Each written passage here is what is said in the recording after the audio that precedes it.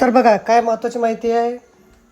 1 डिसेंबर 2025 सरकारी कर्मचाऱ्यांसाठी राष्ट्रीय पेन्शन प्रणाली म्हणजेच NPS मधून एकत्रित पेन्शन योजना UPS मध्ये स्थलांतर करण्याचा पर्याय बंद झाला आहे. NPS सोडून UPSमध्ये जाण्याची अंतिम तारीख 30 नोव्हेंबर 2025 होती.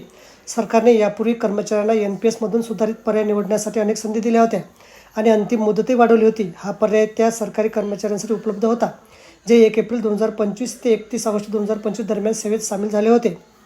सरकारने यावर्षी जानेवारीत UPS नोटिफाय केले होते.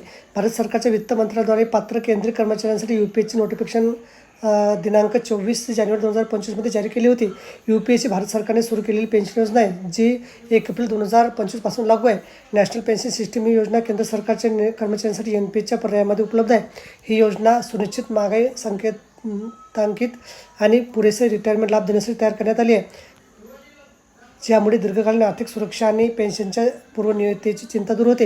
यामध्ये कर्मचाऱ्यांची त्यांच्या मूलभूत पगाराच्या आणि महागाई भत्त्याच्या 10% योगदान करावं लागतं. तर नियोक्ताचे योगदान 18.5 असेल तर पुढाकाराचा उद्देश केंद्र सरकारच्या कर्मचाऱ्यांना निवृत्तीनंतरच्या आर्थिक सुरक्षिततेसाठी योग्य पर्याय उपलब्ध करून देणे आहे. UPS पर्याय निवडल्यास कर्मचाऱ्यांना नंतर पुन्हा NPSमध्ये परत जाण्याची संधी देखील झाली.